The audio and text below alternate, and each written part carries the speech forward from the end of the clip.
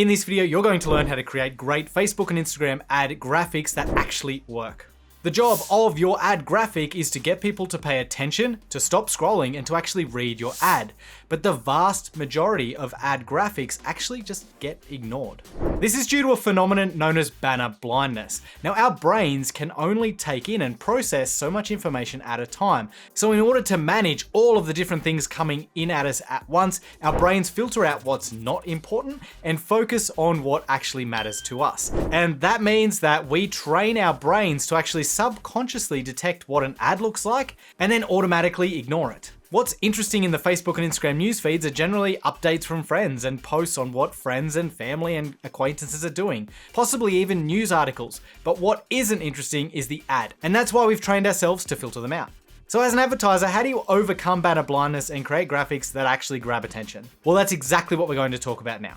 First of all, we need to understand how our brains actually do this filtering. So on the web, this is where banner blindness, or that term, came from. We automatically filter out based on placement. So we kind of learned that banners normally appear at the top of websites or in the right rail on websites. And so we tend to ignore those places. Studies have been done that show that our eyes naturally track to the center of the web page and ignore what's at the top and on the side of websites, simply because we've learned over time that the ads generally live in those places. On the Google search results page, studies have also showed that we tend to naturally just ignore the first couple of results because we know that those results are generally ads. And so we skip down a little bit and go straight to the organic search results. But with Facebook and Instagram ads, we can't really do that. The ads live directly in the newsfeed. So there must be another way, something else that our brains are doing in order to identify and filter out those ads. One of the ways we do this is by identifying patterns within designs. As advertisers, we're all guilty of this. We look at our own newsfeed and we look at the ads that are there, or we go and look at our competitors and see what they're doing,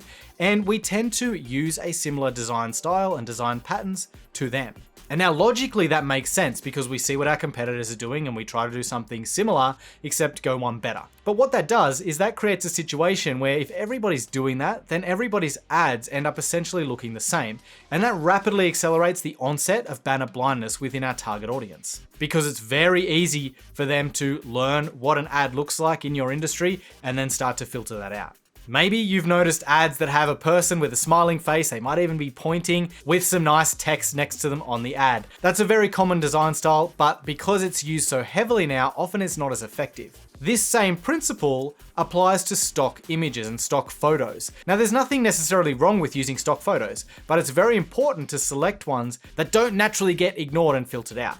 If you think about the Facebook newsfeed, it's full of organic, native photos that people have often taken on iPhones and just posted up on Facebook and Instagram. Now, these aren't polished or professional looking. However, if you contrast that to a lot of the stock images that you see, which are extremely polished, extremely professional looking, they've got posed actors and actresses in those photos, it's very easy to identify a lot of stock images because of the general style they use. And because of that, if you choose a stereotypical stock image or photo, it's very easy for users to identify that and filter it out.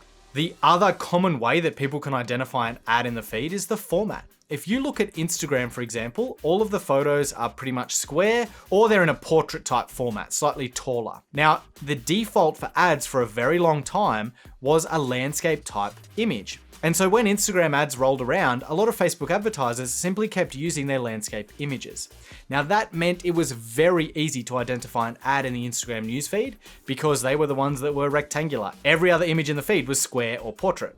The same thing happens today still. If you scroll through your newsfeed and look at the organic photos that you see, you will notice that most of them are square or maybe a portrait type. There are a few that are landscape, but if you look at the ones that are used for ads, they are very specific dimensions. And so it's still very easy to identify an ad that uses the old landscape format for their ad graphics. And finally, something else that people often get wrong with their ads that make it very easy to identify them as an ad is they use these overly bright, loud graphics. And the reason for that is they think they're doing the right thing and trying to make something that stands out. And it does. However, it stands out in the wrong way. It stands out and screams, "Hey, I'm an ad. Ignore me."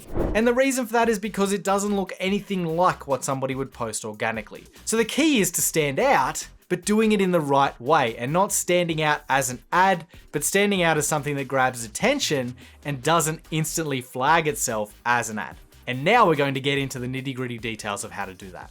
The key to standing out in a good way is to create graphics that contain elements that are uniquely interesting and specific to your target audience.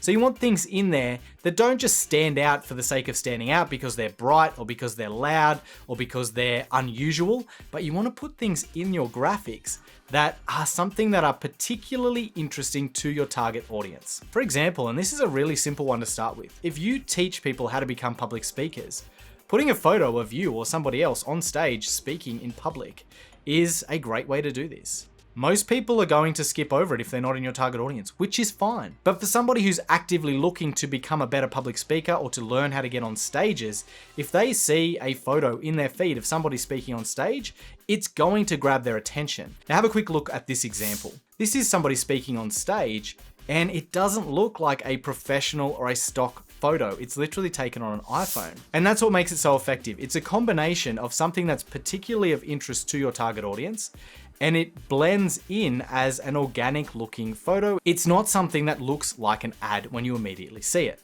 Now let's look at another example. Now this image actually shows a screenshot of the Upwork platform, and only people who have actually been on there and tried to find work on Upwork will recognize this image.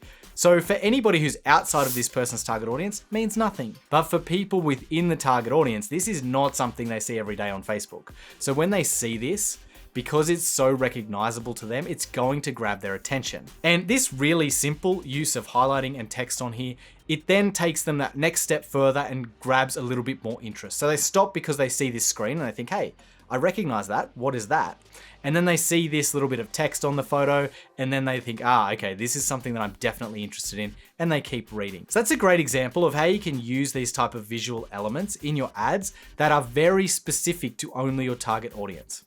And one more example that we've got here is this chart. So somebody who uses Shopify is going to recognize this back-end screenshot of a sales chart inside Shopify, and they're going to stop and probably have a read. And now they've actually put some text at the top of the graphic as well to sort of continue that journey to get them to stop with the image, read the text at the top, and then hopefully read the ad copy. So again, only people who are in this target audience are going to stop and pay attention to this image, and that's exactly what you want. All right, next up, you can use visuals to represent a particular challenge or struggle that your audience experiences and do it in an exaggerated way. Have a look at this example from Scalable.co. They're using a really exaggerated visual, which is quite interesting.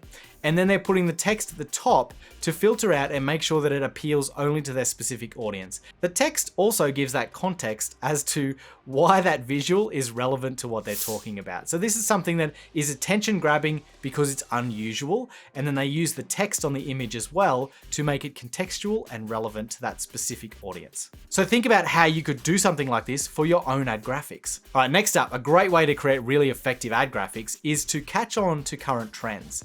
So have a look at what's happening organically inside the Facebook and Instagram news feeds and also outside on other platforms, and try to figure out what's trending now in terms of visuals and use that in your ads. A great example of this is memes. So memes have taken off in popularity, and by recognizing that and bringing that to ads, a lot of people have done really well in recent times. So they caught on to the fact that memes were trending on platforms like Reddit, they were starting to pop up everywhere on Facebook as well, and then people thought, hey, I'll bring this to my ads.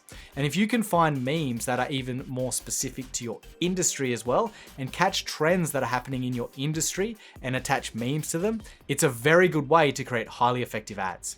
And another way to think about this is catching on to trends within a trend. So memes are a broad trend, but you'll see certain memes that then trend as well. So how can you take those popular memes, turn it into one for yourself, your product, your service, and then create an ad based around that? So it's surfing that trend within the trend. Another great way to come up with really effective Facebook and Instagram ad graphics is to look at what's happening and what's working on other platforms. One of my favorite ones at the moment is actually YouTube. So YouTube thumbnails are a great way to get inspiration for your ad graphics because YouTube creators rely so heavily on thumbnails that they have become very, very good at creating thumbnails that people actually pay attention to and click. So have a look at what your competitors are doing on YouTube, what others in your industry are doing with their YouTube thumbnails, for example, and see if you can bring that across to your Facebook and Instagram ad graphics. Think about other platforms as well. Have a look at places like Instagram Organic, okay? Instagram is very, very visual. Have a look at what people are doing organically on Instagram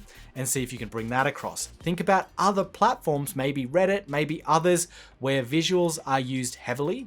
See trends that are emerging there and see if you can bring them across to Facebook. Another thing I'll say here is don't limit yourself to images. I look at TikTok and Instagram and there's a trend at the moment where people will sort of look one way and they'll do something visual and suddenly boom, there's a big transformation. Okay, that's a video trend. But I think, how can I apply that to my images? Well, I could do a carousel with 2 different images where the first one is the before state and then you swipe across and the second image shows the after state. Here's a quick example for you. Let's think about if you're somebody who teaches how to get organized. You could show a before state image of a messy office, things everywhere. And then they swipe left and look at the second image in the carousel and the office is tidy and perfectly organized. That is how you could take that video trend, adapt it to images, and then use it on Facebook and Instagram. So the key here is to spend time on other platforms, find trends, see what's working, and see if you can bring that across to your Facebook and Instagram ads. Now the next one, we touched on this earlier, is to use native formats. For Facebook and Instagram, I recommend using square images or the portrait type, which is, I think it's 1080 by 1350 on Instagram, because that tends to be what people are starting to use organically now. So make sure when you're creating ads, follow these tips that I gave you earlier, and when you do it, use these organic native looking formats so that you don't instantly get filtered out no matter what you do as being an ad, simply because of the format that you used. Now, if you've enjoyed this video, make sure you give it a thumbs up. If you want to hear more from me, hit subscribe and hit that little bell. You'll get notified whenever I release a new video. And I'm putting a video up here now that'll teach you how to create better headlines, so that once you use these tips to create better ad images, then you can go and create better headlines to get them to keep reading your ad and hopefully click and take action. Until next time, thanks for watching. Talk to you soon.